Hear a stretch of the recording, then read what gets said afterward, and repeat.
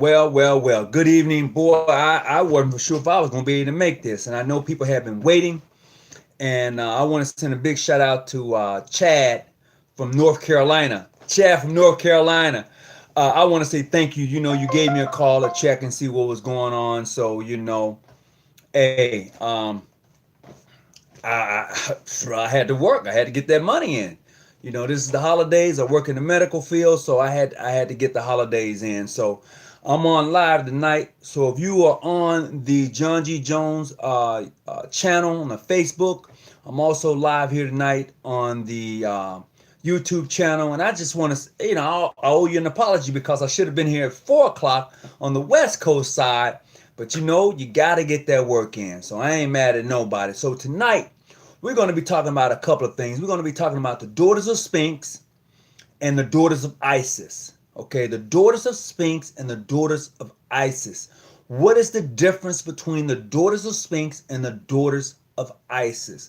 We're going to talk about that. We also want to talk about Chad out of Texas. Ooh, that video he made. We're going to talk about that too because I'm quite sure some of you have already seen the video that Chad Swanson made in regards to me and and some other issues. However, that's a good topic we're going to get on tonight. And we're going to talk about some other things. But the main topic tonight is going to be the Daughters of Sphinx and the Daughters of Isis.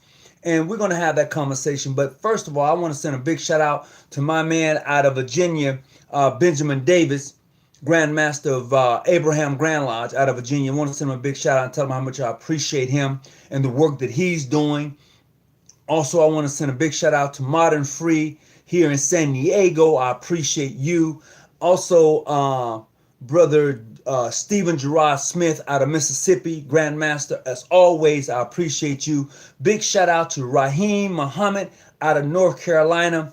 Appreciate you, my brother. Marcus X out of Baltimore. Appreciate you. Brother Christopher Jackson, Chicago. Oh, man. Who else? It's a lot of people I want to send a big shout out to because they are a part of my circle, including my boy Raymond Edwards. What's up, boy? I know. Yeah, I know. I know. We're going to have to get you on, but you know the rules. You know the rules. So look, as always, to any and everybody who's come on tonight, I want to say, and I want to greet you, Assalamu alaikum. I want to greet you in shalom. I just want to greet you and let you know how much I appreciate you for coming on tonight. So if you want to have this conversation tonight and you want to call in to the show, please go ahead. The number is going to be 619-985-1184 is the call-in number for tonight. If you want to call in and have these conversations, we certainly can. What we try to do here at John G. Jones Research number 147 is to have an open dialogue about Masonry, the Eastern Stars, and all other degrees that follow in the Freemason. So I got something for you tonight too that's going to blow your mind. Also, we're going to talk about the Order of the Eastern Star. So look, we got a couple of topics we're going to cover. But first, the first topic right offhand tonight is going to be about Daughters of Sphinx and the Daughters of Isis. That's going to be our first topic tonight. And it's a very interesting topic because, as you know, the Daughters of Sphinx and also the ancient Egypt order of the nobles of the Mystery Shrine. That's the Prince Hall brothers. That's their nobles. If you know anything about them, they usually have Isis at the end of their title. The Daughters of Isis, and then there's, like here in San Diego, here's Isis Temple number 102 for the nobles here in San Diego. Well, you know what? Time has changed. Time has changed. They really got a little kickback because of the last name Isis. They got a huge kickback. I think some of the organizations had to change their name because they use ISIS. So they had to change the name, and it's just Daughters now.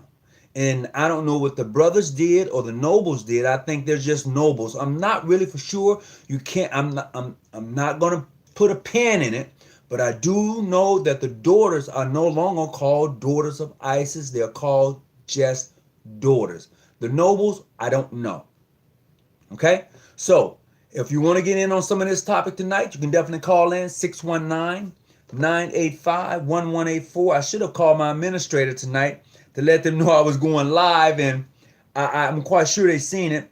And for those who is wondering what was happening and why I did not come on at 4 o'clock p.m.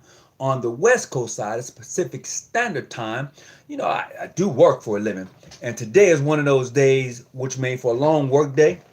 And I had to get it in. We're close to the holidays. You got to go get that grind. You got to hit that grind, get your money in.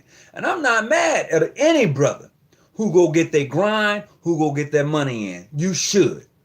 You should. Don't you worry about it. You go get yours. You can't be a member if you're not able to pay dues. That's just the truth. Let me talk about that. You got to go get it in. But I do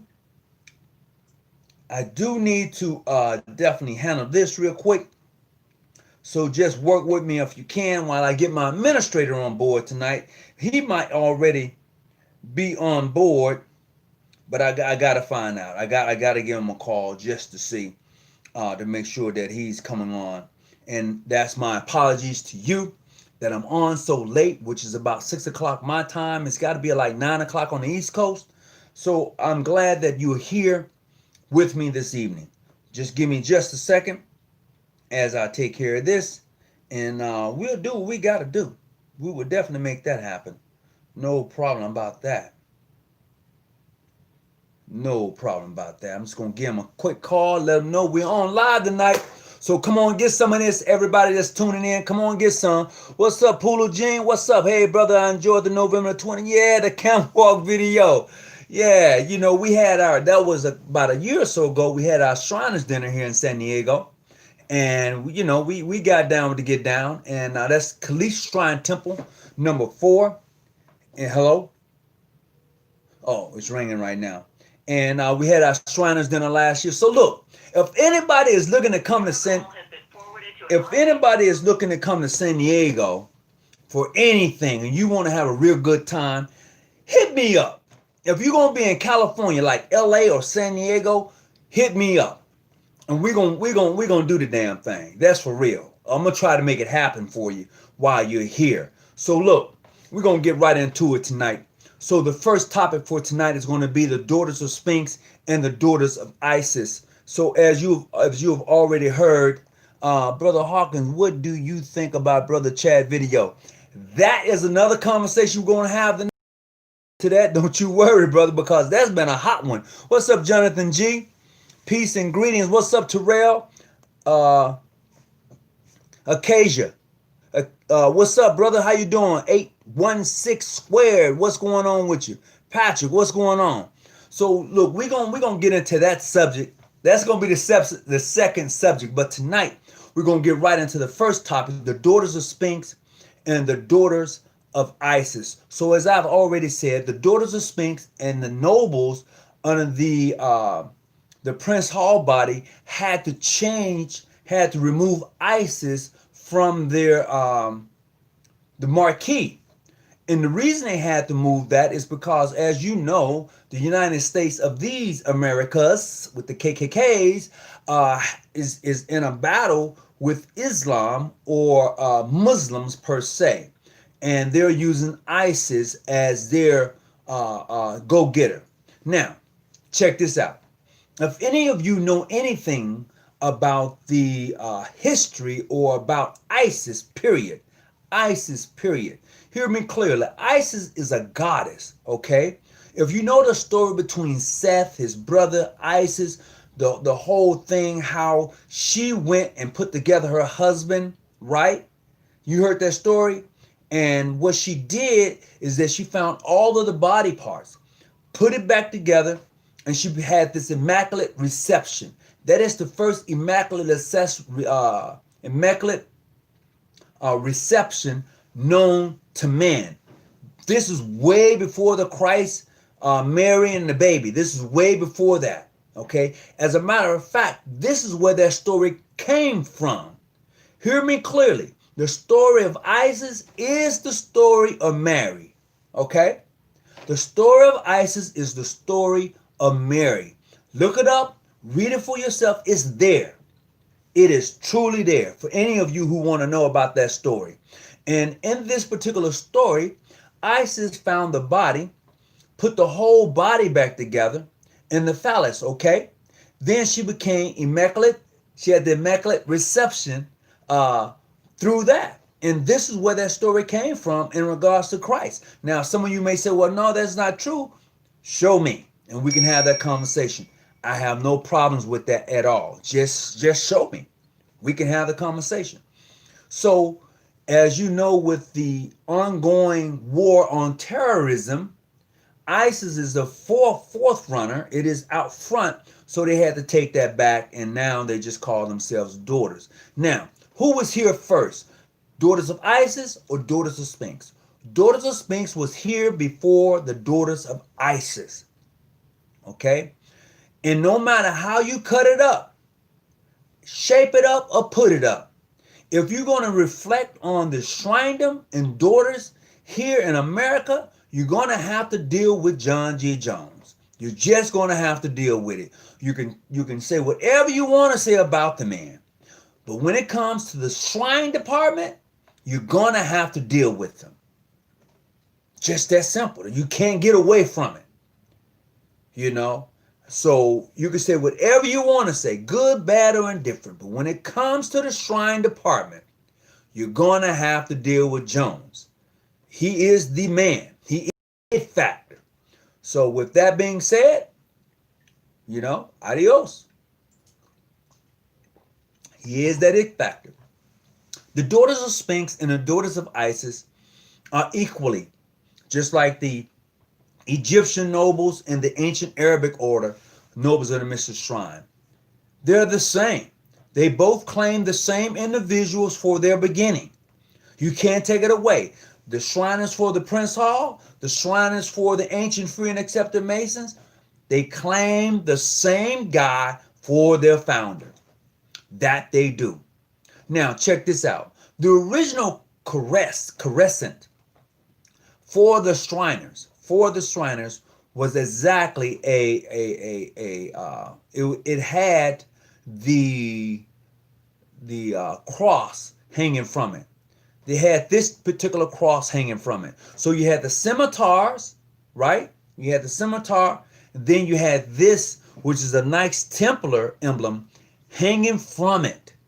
That is the original marquee for the Shriners.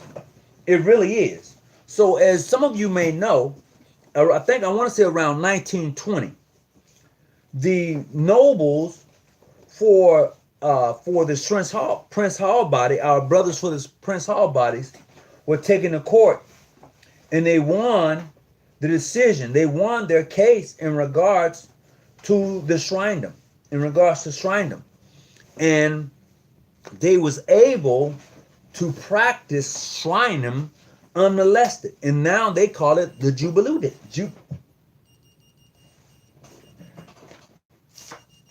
Jubilee Day.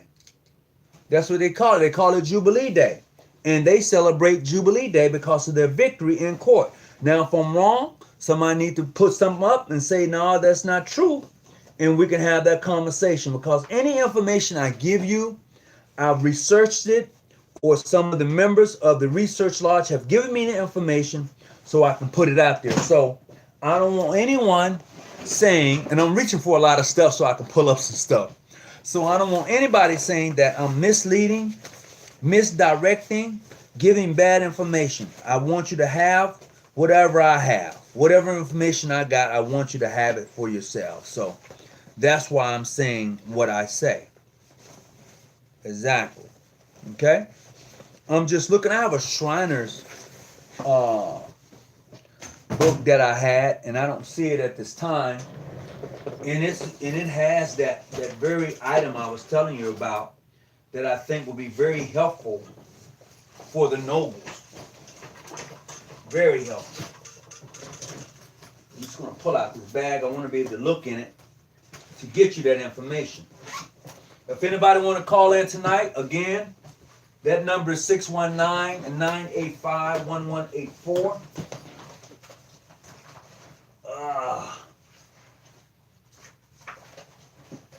Well,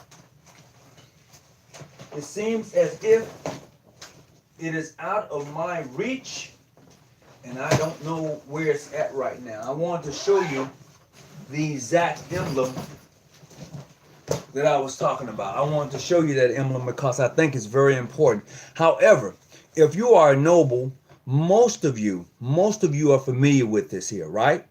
Now, the original emblem that John G. Jones developed had this hanging from it, okay? It had this hanging from it, which is totally different from this emblem, okay? So this is one of the reasons why the ancient Arabic order nobles of the Mystery Shrine was never taken to court. It was only the ancient Egypt nobles of the Mystery Shrine that was taken to court from the nobles of the White Shrine, because they felt that they had infringed upon, I want to say, that marquee, but I'm not for sure. I got to go back and read that court case for myself and really look at it. Or if I'm not mistaken, it was because they didn't want them practicing or being nobles. I mean, literally. However, but they won their case. Prince Hall nobles won that case, and they was able to practice Shrindom unmolested, okay? They won that. This is why they celebrate Jubilee Day. This is why the ancient Arabic order nobles of Mr. Shrine, John G. Jones, we don't have to celebrate anything because we were never taken to court. There are 5 imperial councils that use the John G. Jones ancient Arabic order nobles of Mr. Shrine that I personally know of. There are 5. Just as there are 5 General Grand Masonic Congresses, and also there are 5 United Supreme Councils. And people be asking, why so many? You know what? They was here before I got here. And that's a whole nother topic. But I feel like this here. I have been able to fellowship with all of them. I have been able to fellowship with the 5 Supreme Councils, the 5 General Grand Masonic Congresses that I personally know of. I've been able to fellowship with them. So I don't have that issue. You know, maybe the leadership does. That's on a whole nother level. But me personally, being able to have that conversation, I just haven't. You know, I just haven't. So as we proceed, we will find that since we know now that the Daughters of Isis came out of the Daughters of Sphinx, any of the members from my brothers, my nobles who are out there, who are members of the ancient Egypt, the Daughters of Isis came out of the Daughters of Sphinx. They did. And it's true. I mean, you can look up your history. You can find it for yourself. Okay? And many people were saying, well, which Shrindom is older? You know? The ancient Arabic order nobles of the Mystery Shrine is older than the ancient Egypt. It is. Okay? So I hope that gave you a little bit more detail. The initiations are more than likely the same. Some things may be a little different, but the initiation is more than likely the same. Be it a noble of the Mystery Shrine, or be it a daughter of Sphynx or Isis, or the nobles from the ancient Egypt. The initiations are all the same for certain parts. You know, there are certain things in the ancient Arabic order nobles of the Mystery Shrine. There are 19 tasks. Period. 19 tasks that a noble can go through before he complete his travels across the high burning sands. There are 19. However, I have yet to see a temple that use all 19. Now, I would tell you this. If you are dressing up as a woman in the ancient Arabic order nobles of the Mystery Shrine, or any of the initiation parts to be a noble, that is very disrespectful. Hear me clearly. If you are dressing up as a woman and you're becoming a noble, that is very disrespectful. Because once you become a noble and you have taken that obligation, be it on the Quran, because the Quran must sit on the altar of shrindom. If you are part of the ancient Arabic order, okay? If you are a part of the ancient Egypt, I can't say. I don't know. But when I'm talking about the ancient Arabic, the Quran must sit on the altar. It must be on the altar. Not only that, you're going to learn some things in regards to the Muslim prayer, how often they pray, when they pray. So you don't necessarily just think that it's all one way. No, it's not. You understand that between Isaac and Isaiah, exactly what is going on over in Palestine. Let me tell you, that thing over in Palestine, that thing goes back to Isaac and Isaiah. Abraham, that's where that thing comes from, because it was promised that the firstborn would inherit the land. But he didn't have, Isaac wasn't the firstborn. Okay? Let me see, Isaac, Isaiah. I want to say Isaac was the firstborn. He was born from Hagar. The Hagar, what is the handmaid to Sarah. That it's in your Bible.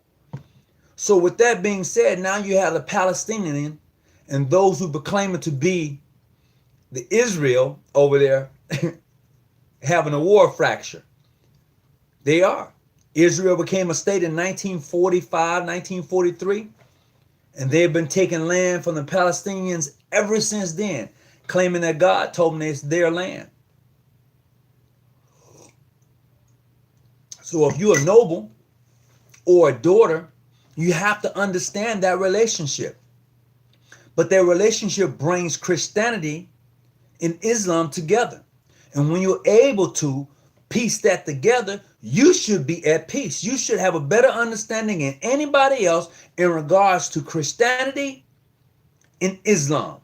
If you are a Shriner, if you are a daughter, I mean, if you really look at the works of the Shriners and the daughters, okay, or you should have a better understanding than anybody of the relationship between Islam and Christianity, because for many years, over 100 and some years, Islam and Christianity got along very well.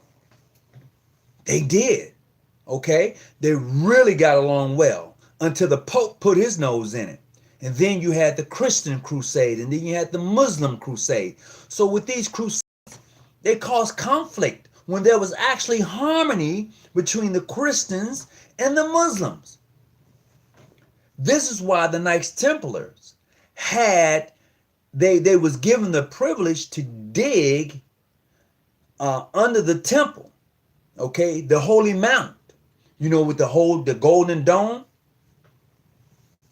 That's right. This is why the Palestinians got so upset when Donald Trump moved the capital. You got to look at this thing. This thing is written in history deep.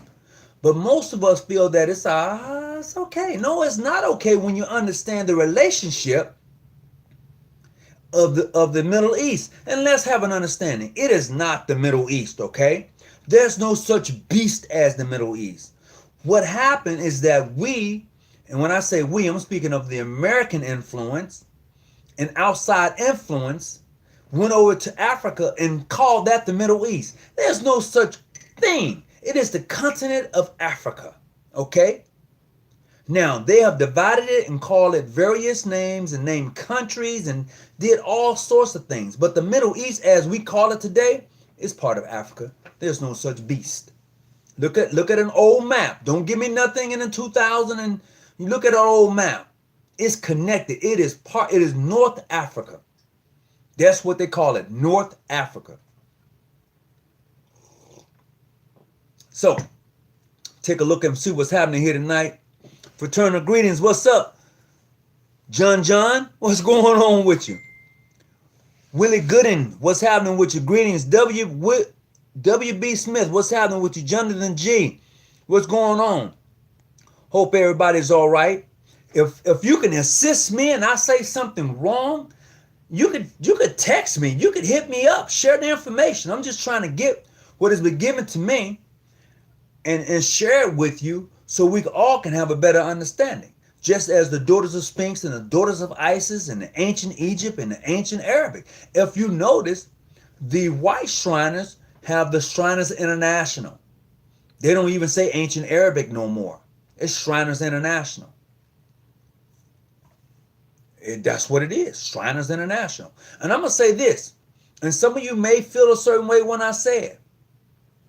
Nobles, wherever you may be at, that's including Modern Free International, PHO, PHA, the John G. Jones Brothers, Shriners, wherever you may be at, do me this favor, and you may already be doing it. If you have the opportunity to make a donation to the Shriners Hospital, no matter how big or small, make the donation. Because they need help. They can't continuously to make the donations that they do free. I have a real phone. Hello? He is, but I'm currently busy right now. Could you call me back?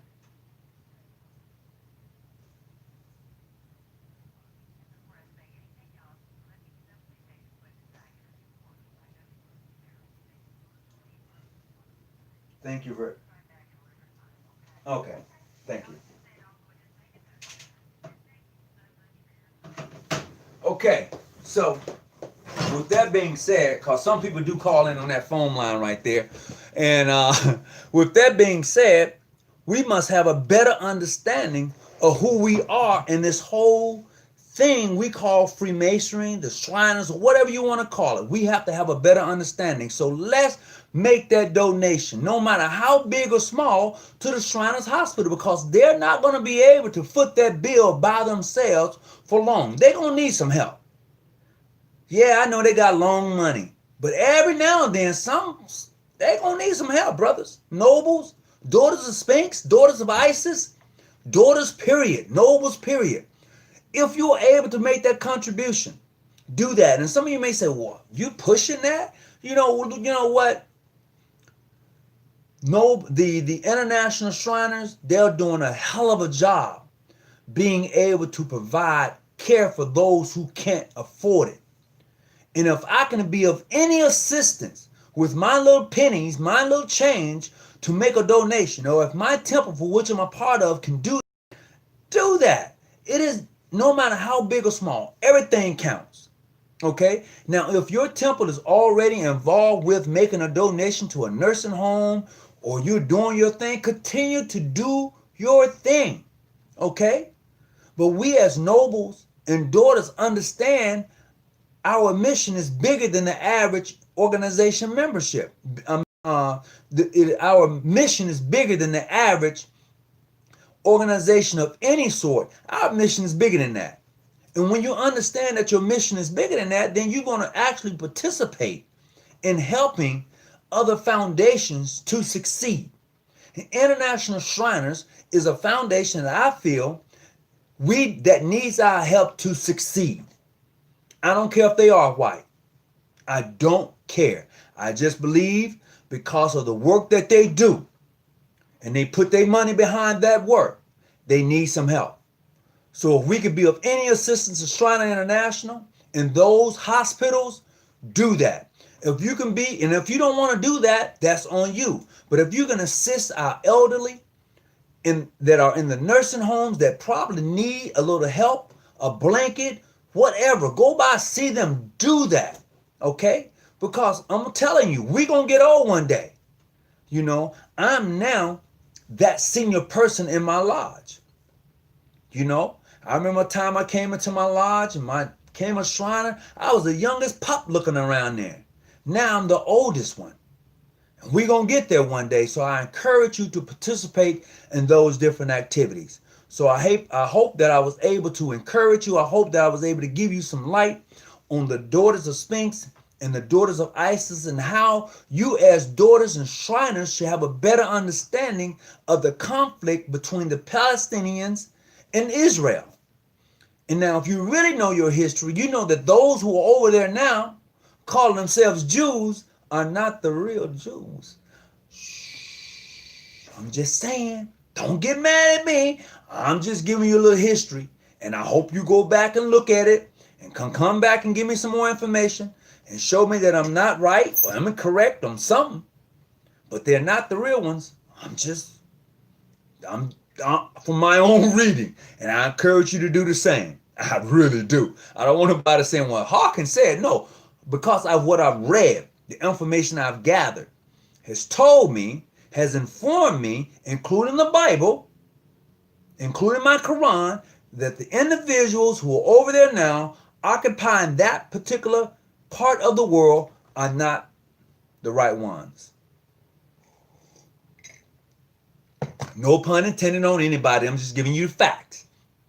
If you want to debate the facts, we can do that. They're just facts, okay? All right, let's look at this here. Morris Shrineham goes as far back as 5'7" AD. I don't know nothing about the Morris Shrineham. I mean, I'm going to have to be educated on that. Ishmael, thank you. I appreciate that. All right, brother Bradford, I really appreciate that. Man, I was off for a minute. Thank you, Ishmael and Isaac. Thank you very much for correcting me and showing me that. Yeah, you're absolutely right. Once you understand that dynamics, then you have a better understanding of what's happening now over in the Middle East. Okay, you got a better understanding. And if you are a noble or a daughter, okay, we should have a better understanding of Christianity and Islam. We should.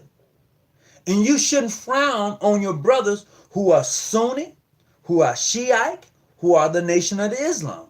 You shouldn't frown Orthodox Islam. You shouldn't frown on them when you understand the coalition or when you understand what is exactly happening over the Middle East. You may say, well, that I have nothing to do with it. It don't affect me. But it does. And let me show you how this affects you, nobles and daughters. Because in your initiation, I want you to go back and read it. And the reason I say go back and read your initiation, because sometimes we do a process, and once it's over, we pay no more attention to the process that we've gone through. If you will go back and read the process, then you can have that aha moment and understand exactly what took place. Because if you are a noble and you go through any of the 19 stages or processes to become a noble, then you have a better relationship with a brother or daughter who is of the Islamic faith. You do. And if you don't, then sad for you, because you should have that understanding. So when I see a sister of the Islamic faith, I always greet them. Assalamu alaikum. I do. Because I have a better understanding because of my initiation into Shrindom. That's why I went and got a Quran, so I can read it for myself, kind of have a better understanding of the faith. And I encourage you to do the same. Because what happens is when you go through an initiation and it's just over, you don't go back and read it and see exactly what it's saying. Greetings. How's it going, Brother Debo? What's going on, brother? Well, I'm having a conversation now. Are you calling into the show? What you trying to do, bro? Huh? Are you calling into the show tonight? I can. Well, you already on the phone. So talk to me.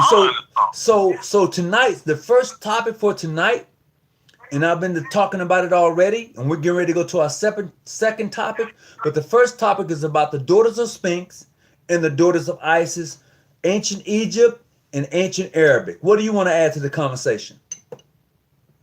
Oh, bro. I mean, that's a lovely and a beautiful topic that you're discussing. But I was listening to what you were saying earlier about Ishmael and Isaac. Right. And I also was listening to what you were saying about the Jews that's in Palestine now. Right. The Ashkenazis.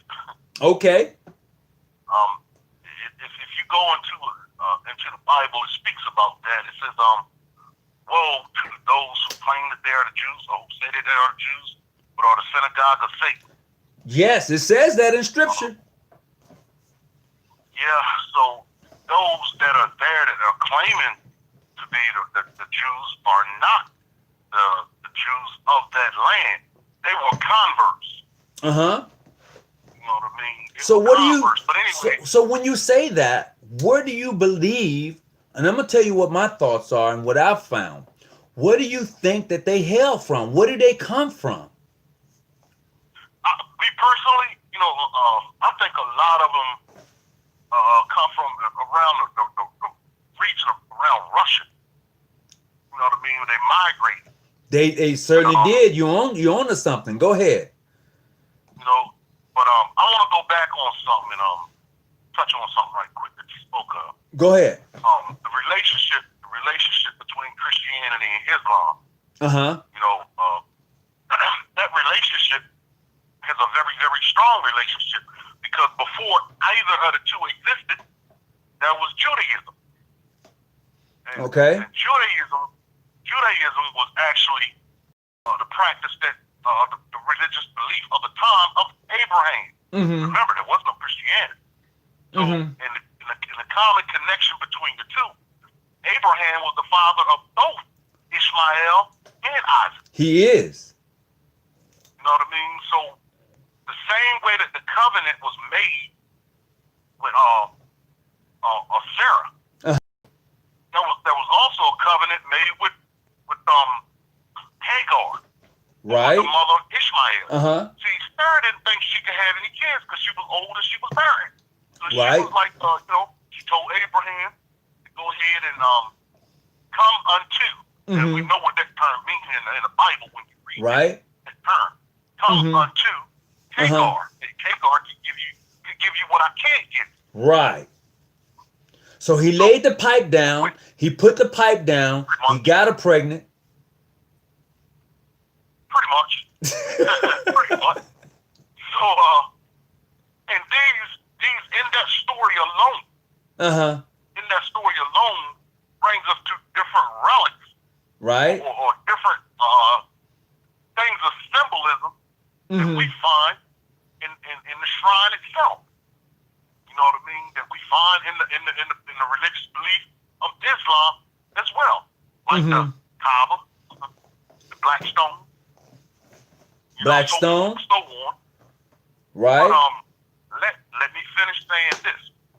When Hagar was pregnant with Ishmael,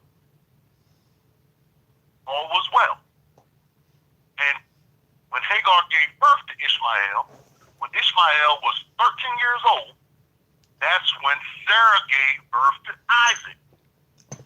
Sarah got kind of jealous because Abraham was spending more time with Ishmael. Right. So Sarah gave Abraham a choice. You either send her away, banish her. Okay. Right. So Abraham sent her off into the desert. Right. Now there lies the story about when Hagar was traveling across the desert, that she was searching for water. Go ahead, tell that story. Searching for water.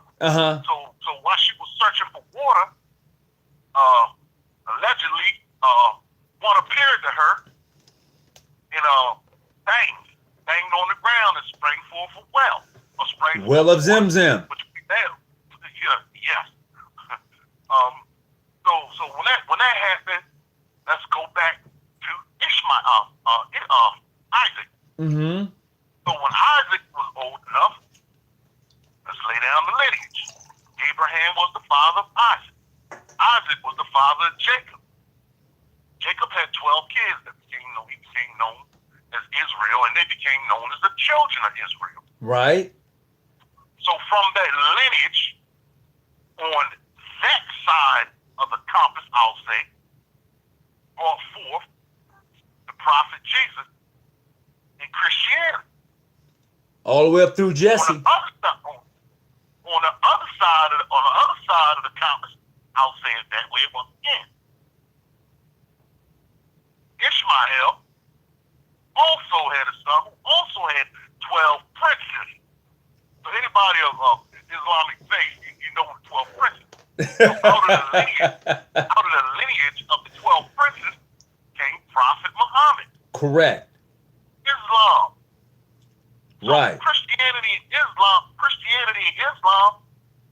was basically the lineage of two brothers. They're kinfolks. They're kinfolks. Yes, sir. Proverbially, that double-headed eagle with the two heads on it, one looking east and one looking west, two major religions of the world, one looking east and one for the west. One wing stretches to the Pacific, one wing stretches to the Atlantic. The tail of that eagle dangles in the Gulf with a sword, which swore that he would protect, and it was for justice, with the banner that says, "Dismiss Jinx, my God, my right." I'm saying. Now, where do you see all of that at? You also see all of that incorporated. You didn't see that coming, did you? I can think it, but I'm saying, where else do you see that at? You also see that incorporated in the emblem, the original emblem that was left by John G. Jones. Look at that emblem, and you look at it good. You see that sword running through the hilt. It does. It runs through it. Yep. Through the hilt of the scimitar. Yes, it does. That's why I got that. I was looking for that picture. I got it somewhere and I couldn't find it. And then below that, the crescent moon, or as we say, the Bengal tiger claws. Right. Find the Maltese cross. Correct. And inside of that Maltese cross, there's something that's inside of that cross. The crown and scepter. Uh-huh. Or the crown and cross. Crown and cross of who? Or the cross and crown of who? What body we know as that cross and crown? Mm-hmm. Simple as right. So your union between the Templars and in that emblem also lies the qualifications for one to become a noble. Right. This is why it had to be. You had to be a 32nd Knights Templar and a 32nd Scottish Rite in order to be a noble. There ain't no such thing as a 32nd Knight Templar. Well, it is equal. Okay, the Knights Templar is equal to your 32nd degree. Understand? That's the highest. That's the highest. That's why I say 32nd. And you're right. Well, we got to be careful the words that we use, because some people, you know how some people take things literal. Okay, so the Knights Templar is the highest degree that you can achieve on the York Rite side. So what number would that be? On the York Rite side. So what number would? I understand what you're saying. No. Don't get me. Oh, okay. I mean, I understand what you're saying. I understand what you're saying, but I'm just saying that there are those who will take those words and twist it. Uh-huh. Oh, he don't know what he's talking about. You know what I mean? I understand what you mean as far as the equivalency. But right. There are those that will take those words and twist them up. Okay. You know what I mean? But yeah. At the same time, within that lies everything. So I don't understand how we are to the point that we are today, where we have deviated away from certain practices that's been there from the very beginning. Talk about breaking away from rules. That's a hell of a break away from the rules. But the rules is what counts. The rules is what counts so much that when it applies to certain people. You know what I mean?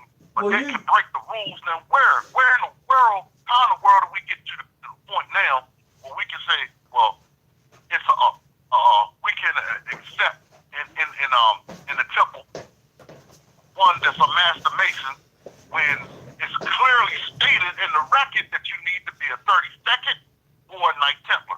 So we just some of us have just completely kicked that to the side. Oh, that don't matter no more. That was then, this is now. But you're a whole you don't honor the rules on this perspective. So this is why, if you look, this is why I'm showing the original John G. Jones. This is the original John G. Jones Shriner emblem. This is the original. Okay? This is the original, and I want people to see it. This is the original Shriners John G. Jones emblem. All right? This is the original emblem. If anybody's looking, this is it. It doesn't have a star, 5-pointed star under it. It does not. Okay? So there you have it. You got anything else you want to add, my dear brother? Yeah, you holding it away from the camera because I can't speed up. What do you mean? I just took it down. Don't you see it now? Yeah. You see it? Yeah, I see it now. Okay. I'm a little bit behind you, but I see it. Okay, I just want. All right. So. Yeah, man, this is a lovely conversation, a lovely topic. Hey, I appreciate that. So look, I'm going to change topics. Now the next topic I'm going to go into is Chad Swanson. I don't know how many of you have seen that video of brother Chad Swanson. He's a member of the Grand Lodge of Texas, and his video says exposing a fake Mason, Tony Hawkins, with me and the minister, Honorable Louis Farrakhan, on it in his regalia. And he went into this video, and I would say he did a hell of a job breaking it down. It's simply about the money, the way he now, however, if you are an African American and you are a Mason, be it international, modern, free, or PHO, PHA, or the John G. Jones brothers of the craft, you understand what he was saying. I would say that you should clearly understand what the man was saying. And he did a hell of a job breaking it down. That's my opinion. What else you got to add there? No, I've watched the video, and pardon me for 1 minute, but I want to break from the conversation for 1 second. Now send a big greetings to my brother, just holler out at him, good brother. Hey, Chad, hold the phone, Chad, okay? Yeah, I've seen that video, brother, and I think he made a lot of good points, a lot of very, very good points. It's sad that it has to be the way that it is, but and he's absolutely right. It all boils down to the money thing. It all boils down to the money, and it's so obvious. You know what I mean? It's so obvious. Well, see, the system for the Prince Hall brethren, the system that they have is a system, in my own opinion, for what I know, and this is just me, this doesn't reflect my Grand Lodge. The system that they have is a system of propaganda against other black Masonic orders. Period. Brother, that's the system. All you have to do is go back, and I'm going to say this for those that don't know, and those who may have not heard of it, look it up and see if you can find it. Look for the Prince Hall Primer. Then it's a commission report on, I think it was a commission report on bogus masonry. Yes. The Prince Hall Commission report on bogus masonry. Right. Look at that and read into it. Read it. Yeah. Read it. It tells you. That's a propaganda. That's a thing of propaganda, really. Right. It's almost like we have to indoctrinate. You know what I mean? Indoctrinate. Then you tell a group of people that to befriend people of other organizations or organizations that's not recognized or non-Prince Hall bodies. Befriend the members. Learn all you can learn about that body. Then put them on blast. Air their dirty laundry while keeping the good name of Prince Hall in the public. That is in the Prince Hall primer. Hold on just a second, Brother Debo. I have Chad, not Chad Swanson, but this is another Chad on the line. Chad, you still there? Yeah, I'm just waiting. I didn't want to. I was waiting to call until when you were finished with that other gentleman. Okay, go ahead. You can talk now. Go ahead, talk to me. What you got? Well, you were getting ready. You already changed subjects to Chad Swanson. I was trying to get in on your earlier conversation. Okay, we can go back to it. I don't mind. Go back to it. You can go back to it. Well, I've been very lucky. Whoever created this universe, I've had a lot of questions. That's why some people say I troll you guys or whatever they want to say, but I'm curious. I don't know. I've had the opportunity to sit down and get to know people who were considered Sufi sheikhs in the Islamic faith. Uh-huh. And then I also was very blessed to spend 3 months in Israel this past year from March, April, and May Okay. of this year. And I got to study with the rabbis. Okay. And they... Now, when you get in, the one thing that I'd caution all of us on, and this does tie to what you're going into on, you guys say who's a Mason and who's not a Mason. Uh-huh. Now, you also said who is a Jew and who's not a Jew, and there's an argument over documentation and things like that. But the one thing is when I sat down with these top rabbis, they said you can ask us anything you want. We won't criticize you and whatever. And are there what you would consider to be people who are not Jewish that are causing problems? Yeah, there are.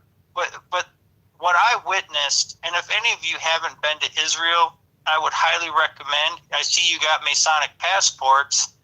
I'd highly recommend that you go. And you go by yourself. Uh-huh. You stay in a hostel. Stay out of these fancy places where you think you're going to rub elbows with Mr. or Mrs. So-and-so. But it all goes down to your intention.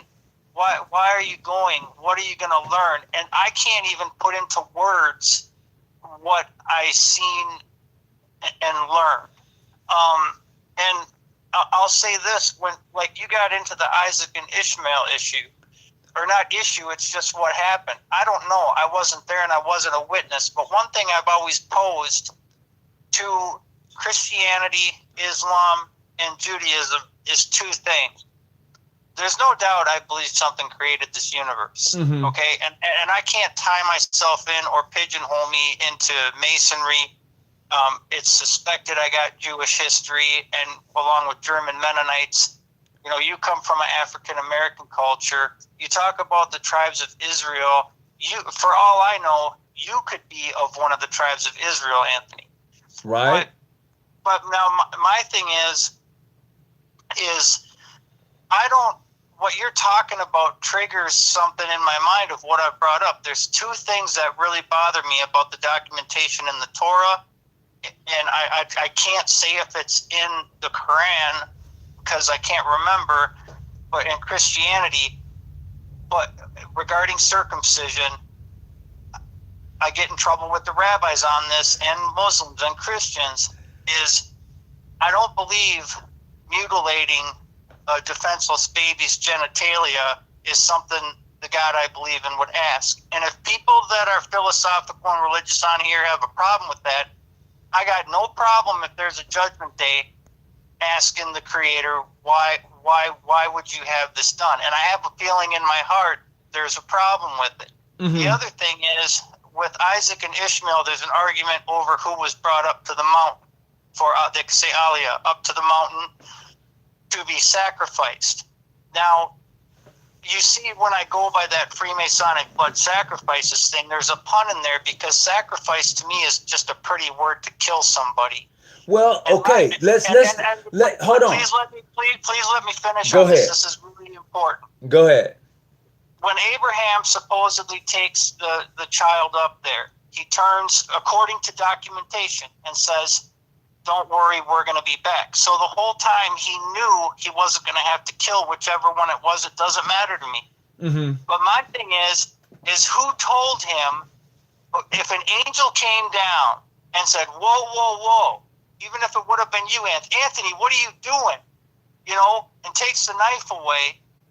Who told Abraham to do that? I believe it was the powers of darkness got to him, and he knew there was something wrong with it. See, these prophets and these messengers, Muhammad got tired and ate. He had wives. He made love halal. The history of Judaism. It even says, it mentions the children of Israel in the Quran, and it even says in one of the surahs, and you can Google it, "Oh Muhammad, why would they come to you when they have the Torah? They have the truth." If they, I could go on and on and on about why a Jew cannot convert to Islam or Christianity. A Jew is a Jew. They're supposed to follow the Torah. People can convert to Islam. And what I witnessed in Israel were two groups. Real Jews and real Muslims getting along just fine. One of the rabbis I studied with, the people that were working on his property doing the stone, the masonry work, not speculative, they were really doing stone work, were praying on that rabbi's property. And the Jews are supposed to pray 5 times a day. It's 5. And the Muslims pray 5 times a day. And there's groups that get along fine, that live in Arab Jewish communities fine. But a Palestinian guy that I spoke to when I was studying, he knew I was studying Torah. We talked about Islam. His name was Naji. We had great conversations. He never threatened me. We always got along fine. We laughed. We talked literature. We talked just like we're talking now. Right. And he looked at me and he said, "Chad, this is not a religious war." He said, "This is strictly over land." It has nothing to do with religion. It's all over land. We can see that. You're absolutely correct. As Brother Debo Teller was going to say, it is about land. I just want to clarify it that both, if you guys ever watch Rabbi Tovia Singer out of Indonesia, the two faiths that I favor most, and I favor Judaism more, but I like Islam. I don't have too much issues with Islam. But the thing I love about a Muslim is they believe Ashhadu alla ilaha illallah. You have to believe that you have to be a Muslim. To be a Muslim, you have to believe there's no God but God. And to be a Jew, not just from the bloodline, but a believing Jew, Adonai Echad, Barakatah Adonai Eloheinu Melech Haolam. The Lord is one, the master of the universe. Both of those mean English is a sloppy way to say it, but there's nothing but the master of the universe. And I think I told you, Tony, you're in the medical field. If you listen to your heartbeat, yes, you did. There's two words. Now the rabbis will say we're not supposed to say the name Yahweh, Yud K plus Vav K. And my argument against that is we can't say God's true name in vocal cords. The only thing that says it as close as it can is your heartbeat. Listen to your that's heartbeat. deep. That's deep. Listen. Put your heart on your wife's or your girlfriend's heart and listen to what it's saying. And you will hear a little bit of Allah in there, but it's Yahuwah, Yahuwah, Yahuwah, Yahuwah, Yahuwah. It repeats it over and over. So when all these deep scriptures say that everything claims the name of God, that's not a joke. That even a cow, it might be a deeper sound. So when everyone realizes that our hearts, every second they beat, is claiming the name of the Creator, that's deep. What it means, and that's what it means. Wow. Literally. Well, hey, bruh, I want to thank you for calling in. Brother Debo, just a second. I want to thank Brother Chad for calling in. Are you driving tonight? No, I'm sitting. I'm in the desert. I'm in the desert. All right. Well, you be safe on your travels, and thank you for calling in. I appreciate it. Yeah, peace be with you guys. Bye. Same to you, bro. Hey, the same to you. The same to you. I appreciate it. Brother Debo, what you was going to say? Well, just on what he was saying.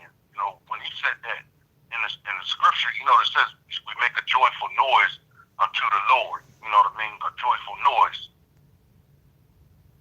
Right. So, the heart, like the conversation we was having the other night. Right. A man can live without his brain function. They just call it a vegetative state, Mm-hmm. or they say your brain dead. You know what I mean? Right. But they put you on machines and things, and you know, the body is still functioning, but you just can't, you can't respond or whatever. Right. And I'm gonna say say what now? Once that heart stops beating, that's it, and that's all, homie. That is the end. Once that thing stopped beating, that is the end. But I'm going to shed some light on something that Spirit Dot said. He said, masonry ain't going to get you into heaven or hell. And he's absolutely correct on that. I will give him that. The ideal is that for those of us who are Masons, and for those of us who are Eastern Stars, we must understand that this is a journey. And when you understand the journey, the process for which you are going through and on this road for which every one of us travels, but none of us ever return to tell the story, we have a better understanding of our goals and what must be done.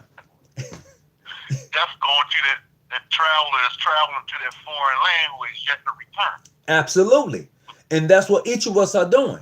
We are doing that. The process is that some of us are so hell bent on the next one till we can't even enjoy our travels. And we have to start enjoying our travels. Hear me clearly, brothers of the craft, sisters of the order. We have to start enjoying our travels. Because I'm certainly enjoying this. Hey, Debo, I'm enjoying my travels, bro. I don't necessarily agree with everybody, but you know what? In the process to agree to disagree, I'm not going to necessarily have a fallout with you. I'm going to enjoy the travels. That's me. That's how I'm going to have to get down. You know? So look, I'm going to get off that. If anybody else got anything they want to add to the conversation as far as with Brother Chad Swanson and what he had to say, you can go ahead and put it in the chat group, or you can call in tonight. That number to call in tonight at this time is 619-985-1184. You can call in tonight. We can have that conversation about Chad Swanson.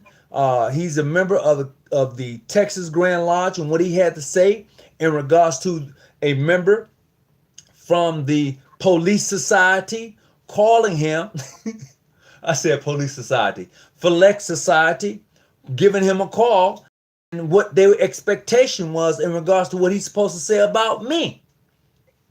You know? And I know what people have already said about me, so I'm cool with that. But, you know, if you got something you need to add, you're certainly welcome to call in. Brother Debo, I don't know if have you seen that video yet? Yeah, I've seen it. So what's your opinion? My opinion of it is that he made some valid points and some very good points. Okay. I mean, he's speaking what he feels, and he's exactly right. You know, a lot of it's boiled down to. I mean, like, okay, let's just say, for example, me and my blood brother. I'm hearing some feedback, but go ahead. Hold on, let me cut my what's her face down. That better? Oh, go ahead. Yes. Yeah, but let's just say me and my blood brother. Me and my blood brother, we fought like cats and dogs when we was growing up. Right. I mean, every day we fought about something every day. Something. We moved the furniture. We moved the furniture around. But let's say like we were out in the backyard or whatever, and we would get to a little squabble about for whatever reason. Right. And me and my brother, we fought. I mean, we really fought. But the thing is, that was between me and my brother. Nobody else get involved in what's going on between me and my brother. Correct. Now you got me and my brother to deal with. What's happening in our communities is that we take the infighting outside and we allow other folk to have an input on what goes on in our communities and how we deal with our community and take care of our community. Meanwhile, they're not giving us anything to put in our community, but they're taking away from our community. But we got to live there. You know what I mean? I hear you. We're not willing to sit down. You know what I mean? We're not willing to sit down and try to get past whatever the grievances is or whatever the differences are. Then look at what we're doing now. We're going back and forth over something that happened 200 years ago. You know what I mean? People tell them, well, John G. Jones was expelled and da-da-da-da-da-da-da-da. We're still dealing with that issue that was there. What are we doing now as a people? But see, I'm going to add to that. I'm going to add to that, and I'm going to say this. The focus is, for me, I'm speaking specifically for me, is to move forward and beyond that. Because all that ever does and ever do for an individual is hold progress. That's all it ever does. If you talk about the same thing over and over again, you're not progressing. And I would say this, I'm going to always fight against the propaganda. Always. But I must progress. I must use this platform to progress. Look at it like this, and I agree with you 110%, because you really got a great platform. But look at it like this. Those that are doing or promoting that type of behaviors, I'll say that, why? You know what I mean? The question is why? Why are you doing this? Because you want to be accepted. You want to be accepted by the very people that oppressed you. Now you'll hear them say, well, if this is the European masonry, you talk about the Europeans, no, it ain't got nothing to do with that. It has nothing to do with that. You know what I mean? It don't have anything to do with that. My concern is I have individuals that look like you, that look like me, that are being gunned down in the street. Women with children, doing drugs, prostituting their bodies. People going hungry, the elderly being abused. All this stuff happens in our community.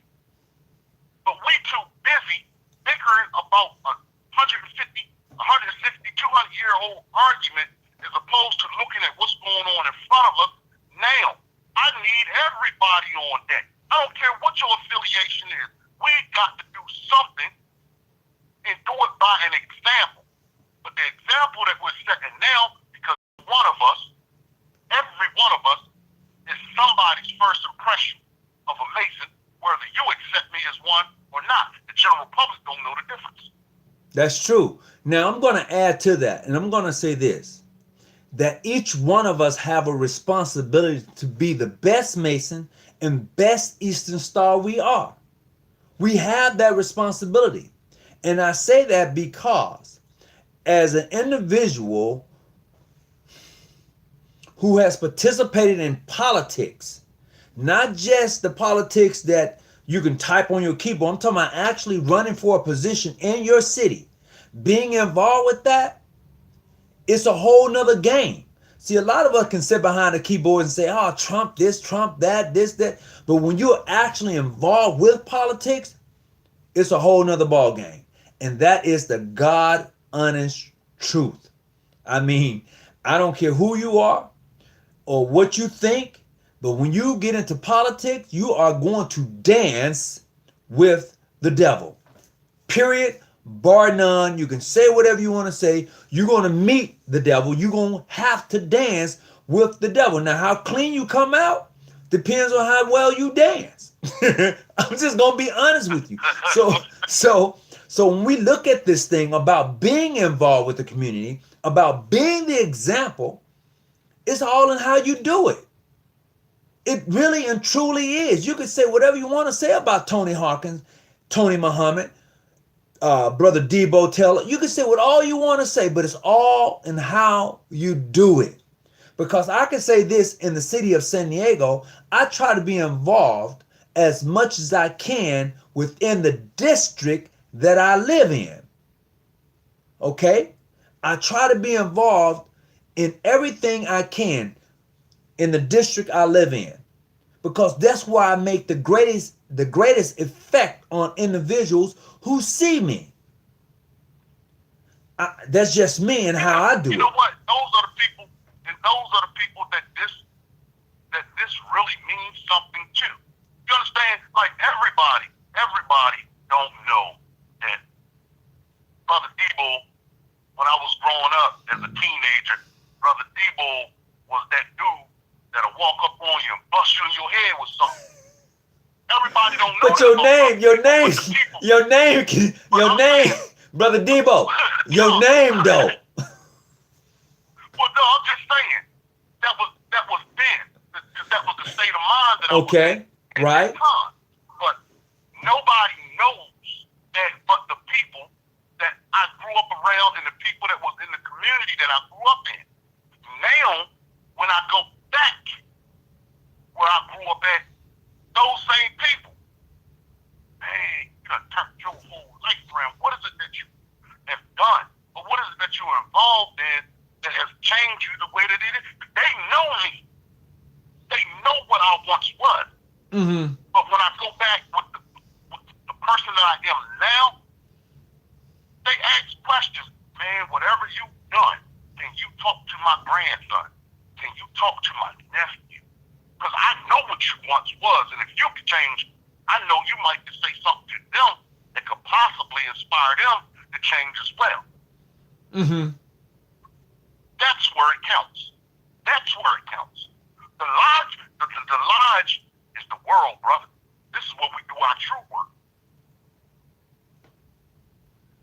This is the true lodge, the world. It ain't just a building where we have our affairs at and do whatever we do inside that building. That's just a building. But when we step outside of that building, the world is the lodge. This is where your true work begins. Because now we have to be that example to those who are looking. You know, we got people that's watching us every day. You know, the old folks used to say, ain't nothing you can do that ain't nobody watching you do it.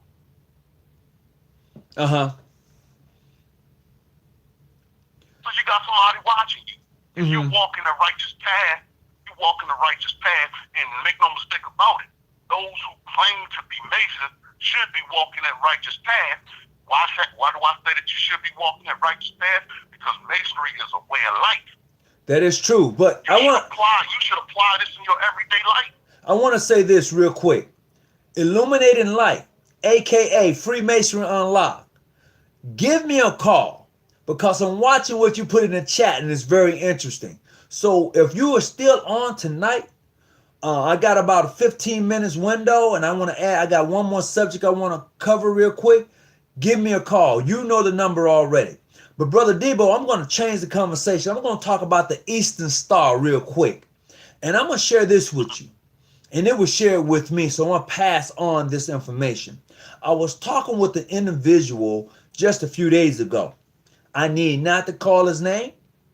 I can tell you his affiliation was from the Grand Lodge of PHA out of Pennsylvania. I can tell you that, and I know where it's at. This brother enlightened me on some things I knew, but I didn't know. Okay, I was not able to break it down in the facet for which he shared with me. So he was explaining to me, and he really showed me, and I appreciate that. He knows exactly what I'm talking about. So we know that in the Eastern Star works, they have 5 degrees, right? We now, what if I told you that the Eastern Star is 360 degrees? The points. Each one of the points. Each one of the points is 365 degrees. The Eastern Star is the complete order. It is the complete order for which we practice. And I'm going to tell you why I said we practice. Understand this. We have the Masonic order.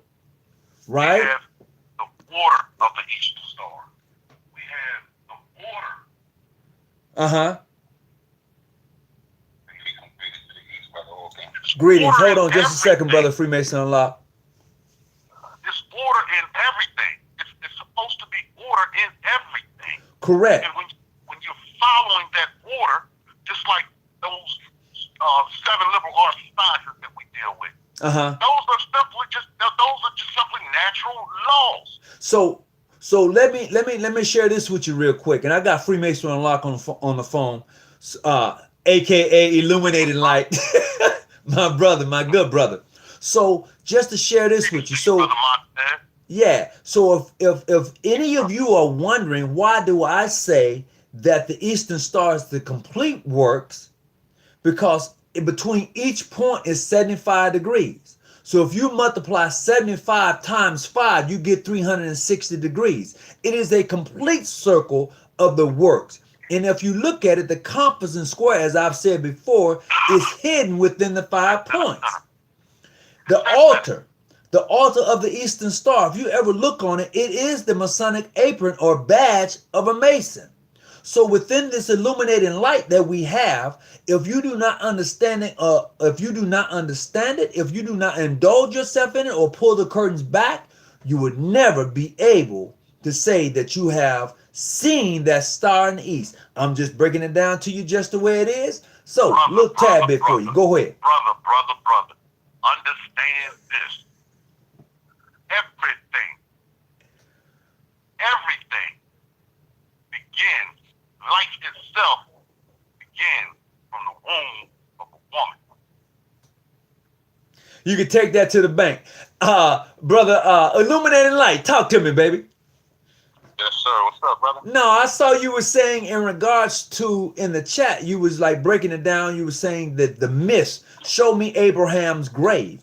Now, I'm going to agree to disagree in some fashion, but let's have this conversation for the next 15 minutes. Yeah, all right. It's like this. Like Brother Jonathan G was mentioning. When you study the profound Masonic writers, let's say Brother Albert Pike, whether they're Caucasian or not, Brother Manly P. Hall, all of the high degree Masons that have proven their proficiency in the work are unanimous in the fact that exoteric religions are for the uninitiated. You can read Morals and Dogma and see it stated all throughout the book. Wait a minute, time out. I like the word you use. Hold on. Just a second. You said for the uninitiated, religion is what they need, right? They have a public religion. You'll read this in Morals and Dogma all throughout the book. I got it, but I had to come back to it. But go ahead. Right. There was a public religion for the uninitiated. There was a secret doctrine for the initiated. So you can verify this just by studying ancient history. You can read the writings of Plato, right? His dialogue, the writings of Plutarch, any of the ancients who wrote about the mystery schools. You can look this stuff up on Wikipedia. And they talk about the mystery. The profane, they had the public. They'll see if this was really like, he was a Jewish guy. He wrote about some stuff too. But these things are clearly mentioned. So when you come into Mason, like even when Pike talks about the blue degrees, like the exoteric lectures lying to the candidates, he talks about this in the Legenda, Magnum Opus. If you take off of face value what the exoteric lectures are saying in the blue degree, you're going to be lost, especially since the world power was Christianity during the time in which Freemasonry really published itself in 1700. Mhm. Right? You aren't going to come out and teach these mystery doctrines under the Christian rule. You will be executed. You will be persecuted. If you look at Galileo, who was a free thinker, a philosopher, an astrologer, you see what happened to him. He got put up on charges, and he recanted his teaching that the earth goes around the sun, right? Mhm. And he was put on house arrest. So Masonry had the secret teaching. So when you have people that try to turn Freemasonry into Christianity and Islam, the fact of the matter is this, brother. If you look at a building like the Kaaba, study ancient Arabia, study it from a secular perspective, and you'll see that building called the Kaaba is not even that old. You're not going to find Abraham's body. Nobody has found Jesus' body. But I bet you they found King Tut's body in Egypt, right? They found all of these corpses of these ancient Egyptian pharaohs. Not all of the pharaohs, but the evidence exists. Now, when you study ancient Egyptian civilization, you see no mention of Noah, Abraham. The ancient Egyptian civilization, which is African, predates the Judeo-Christian civilization by thousands and thousands of years. Christianity and Islam are young. These are very young religions. There's nothing wrong with those religions. But when a person thinks that they're an enlightened Mason and they really think that the truth is Jesus Christ is my Lord and Savior, or Muhammad is the only prophet, the last prophet, they're very lost. Trust me. All of this stuff is in the blue degree. It's very clear, and it's even more clear in the Scottish Rite. That's true, but what happens is a lot of us can't gather that. A lot of us can't see that for what it is. So what happens, and all what you just said is truth. They've never found the body of Abraham. They've never found the body of Jesus, Peter, Mark, Luke, John, James, Matthew. Listen to the names that you use. I know they're all English names, okay? They're all English names. Yeah, they're all European names. At a time when Europe didn't exist. Yeah, here's the thing though. Even if we look at the Hebrew versions of the name, if we read the Torah, right? Any of the prophets like Noah, Ham, any of these prophets, regardless of the fact, the way that the Bible is written, if you study literature, it's clearly a mythological writing. When you read the first book of Genesis, hold on, it says, in the beginning, God created the heavens and the earth. When was the beginning? It's not written as a history book. Nowhere does it present itself as being history. It's very clearly mythology. Like when you study ancient Greek religion, right? You'll read about Hercules, you'll read about Prometheus, you'll read about Zeus.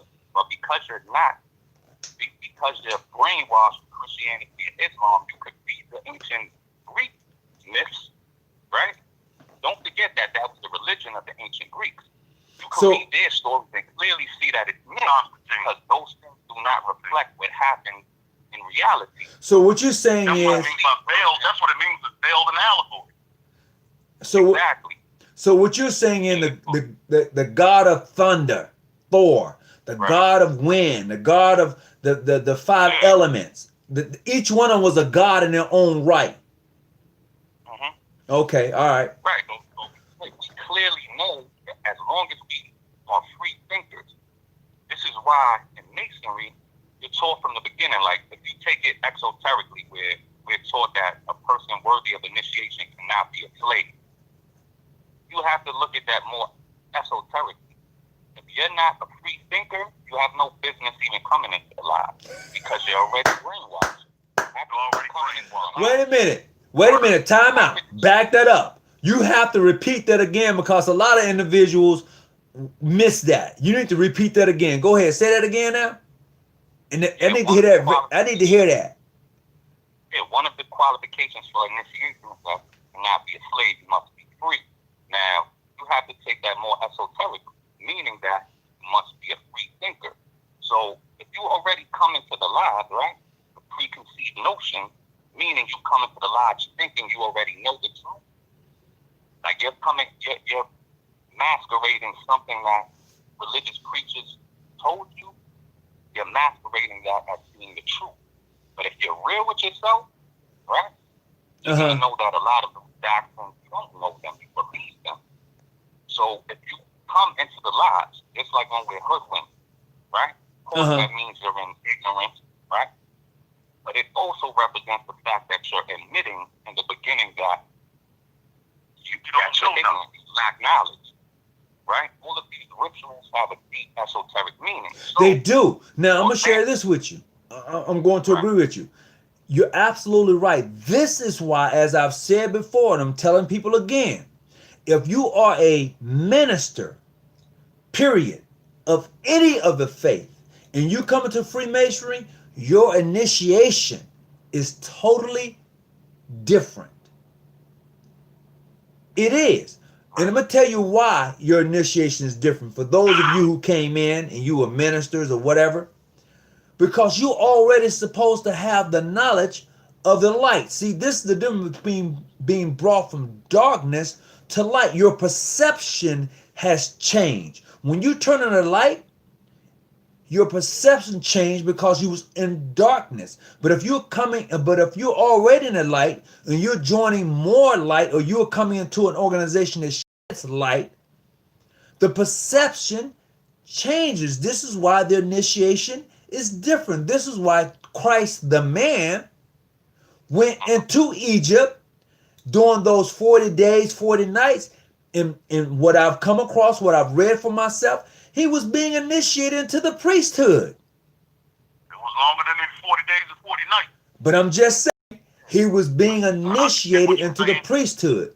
This is why when he came out, he was tempted. But now the thing is this, with all of the religions, right? And this predates Christianity, of course. The point of the Jesus myth, meaning this story, right? Free thinking, somebody tells you, hey, listen, there was a woman who gave birth to a child without receiving semen. Oh, that does not reflect the laws of nature. Science has proven already that, yes, a woman must be inseminated with semen to produce a child. There's nothing to contradict that in nature. When you read a story, not just the story of Jesus, you mentioned earlier the legend of Seth, the widow, right? Isis, when she underwent the immaculate conception.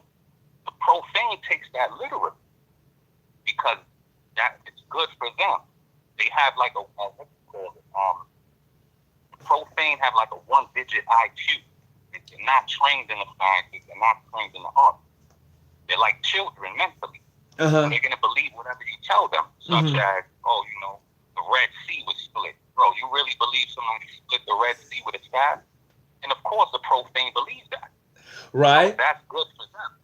But for the initiated, they're going to be a free mind, and they're going to question those things and realize that these are allegories alluding to something deeper.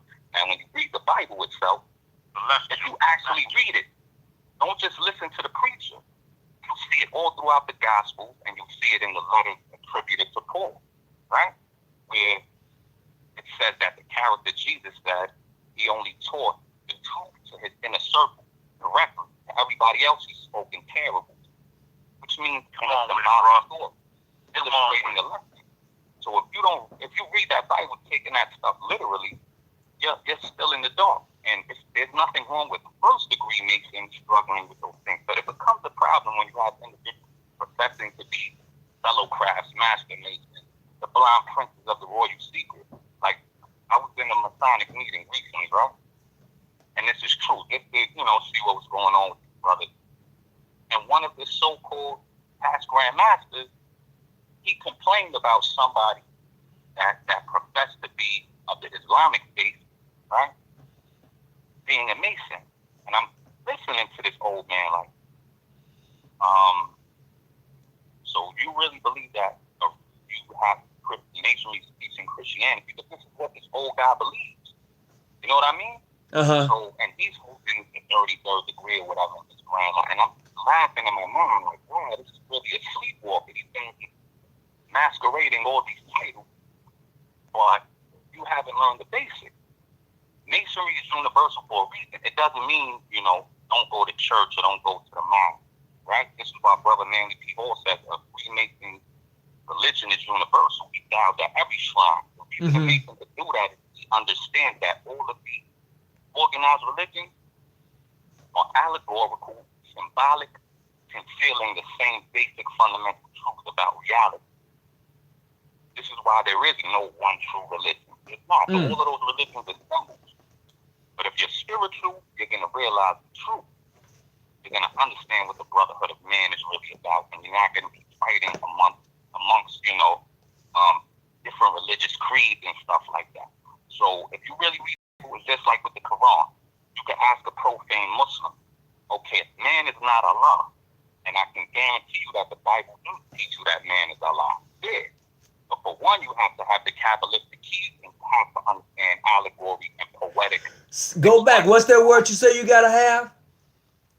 You have to have an understanding of allegory, and you have to have the Kabbalistic keys, the keys of the There Quran. you go. There you go, right there. Well, that's how you actually unlock. See, even when we going back to what you were just saying, bro, about the Jesus speaking in parables. See, those of us in a circle, they already knew how to decipher what he was saying. So when he spoke, what he spoke about and when he spoke, it wasn't meant for everybody to understand it. Those who it was supposed to understand it, understood it. They knew exactly what he was saying. While others assumed they understood what he was saying. But when we move further into what you were just speaking about, we have to realize that this is just a cosmic story. It's a cosmic story. You know who I want to call in tonight? I don't know if they're still online tonight. I just saw them pop up. I would like for my brother Willie Yance to call in tonight. Yancey, you know the number. Because you got it locked in, Yancey. I don't know if you're still on tonight. But if you're on right now, Yancey, give me a call. I got about a few more minutes left, and then we're going to call it a night. But go ahead, finish up there, my dear brother. And really quickly, once you study the mystery schools, even the more modern ones like alchemy, Kabbalah, you're going to see it all throughout the blue degree, the Scottish Rite, for example. In alchemy, you have 3 degrees, right? And in some alchemical schools, you have 4 degrees. Right? But most alchemists today practice alchemy under 3 degrees. The black phase of the work, right? The white phase of the work and the red phase of the work. Right? Yeah. And alchemy is all throughout masonry. For example, if you look at the Scottish Rite, the sublime prince of the royal secret, his cap is a certain color. The certain color, right? That alludes to the 3 degrees of alchemy. Honorary 33rd degree Mason, Inspector General, his cap is a certain color. And for a 33rd degree Mason who's not honorary, who's part of the Supreme Council, his cap is a certain color. So in alchemy, you have the black phase, the white phase, and the red phase, and the red phase is sometimes called the purple phase. And if you know about the caps of Sublime Princes of the Royal Secret and Inspector General, you're going to see a clear allusion to the 3 phases of alchemy. If you read the Scottish Rite degrees, you can't miss it. It's very clear. It is, but known as Night of the Sun. Transformation. Alchemical Transformation. Absolutely. Transforming base metals into gold. And if you don't have that capacity to understand allegory, right, you're going to think, oh, they're really transforming base metals into gold. Oh, with masonry, why do you think we're called Mason? This is why with the I don't know what to call, like mascot Masons or whatever. They don't even have the understanding that the term, like a mascot, we call ourselves Mason. Yeah, the term Mason reflects being a creator, man, to be a builder. Absolutely, it does. It does. You're absolutely right. You're absolutely right. A God. And this is basic. Even if you don't have all esoteric keys, you could read the Bible and read stuff like Psalms 82:6 that says, "Know you not that you are God." You see the same thing said by the character Jesus when he's saying, "I'm God" in the Bible, and his enemies try to stone him, and he says, "Know you not that you are God." He's quoting Psalms. So you have individuals. If you are, or you're into masonry or whatever, or you're Muslim, read this stuff. Just like with the story of the angels prostrating for Adam. Now, always ask profane Muslims that. If the only one you bow down to is Allah, how come the Quran tells you that Allah ordered the angels to prostrate to Adam, the man? And they can't answer the question. They don't know. Wow. They're going to try to play semantics with you like, no, it's not, the word is not really saying Sajud, it's saying, bro, it's saying very clear. Go to Arabic lexicon. Read it, study it. It's not hard. So look. You just got to go into it when you do it. You got to go into it with an open mind. You got to go into it with an open heart. You got to be sincere about this. You know, it's just a thing of sincerity that you have to be sincere. And when you go into it and you go into it with an open mind, you begin to connect things. You're able to see things. You connect the dots. You begin to understand things a little more clear. So when, like you said, when you already entering into a phase or a place or a thing, and you already have a preconceived notion or ideology of what it is that you already know, you're going with a biased opinion already. So how can you see anything other than what you're conditioned to see? The eye is going to see what the mind is conditioned to see. Wow. Right. Well, with that being said, we're going to go ahead and wrap the show up for the night. I hope everybody's able to get something out of it. I want to thank Brother Debo Tell. I want to thank Illuminating Light, a.k.a. Freemasonry Unlocked. I ain't going to give his real name out. I kind of like those two names anyway. So with that being said, Debo, before we log off, Brother Illuminating Light, before we log off, I'm going to give you guys the opportunity to go ahead and close out real quick. Starting with Brother Debo. Go for it. I don't got a whole lot to say, bro. Only thing I got to say is just dig. You know what I mean? Just dig. This is what we say we are. We say we're quarrymen. We work in the quarries daily. Realize that the quarries is nothing but you digging within yourself.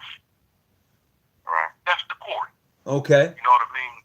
Live this thing from the inside out, not from the outside in, and let no man dictate to you what's best for you. That's it. All right. Well, Brother Illuminating Light. I would say the same thing along the lines of Brother Debo.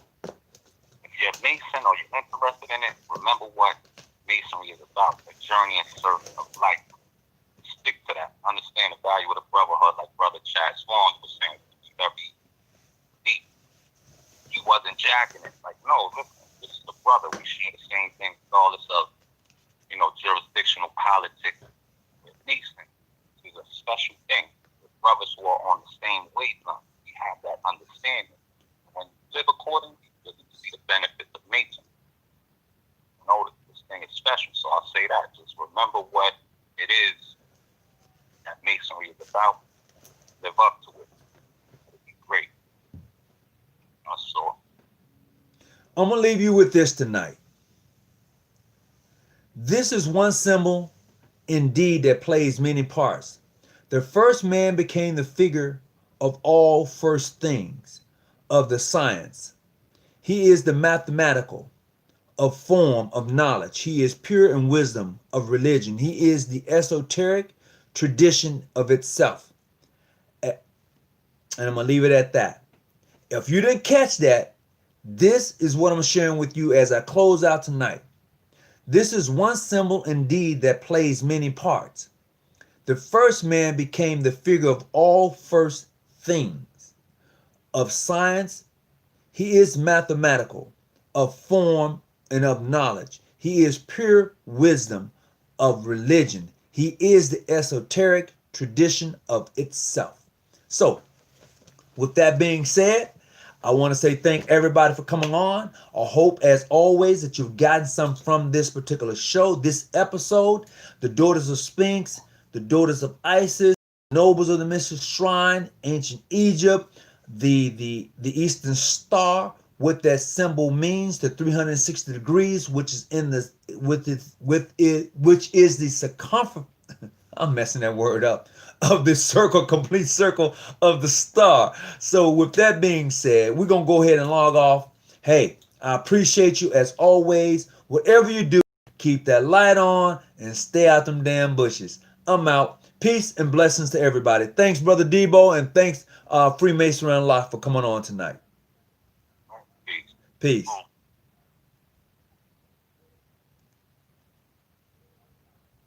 If I can log off. So if you're still watching on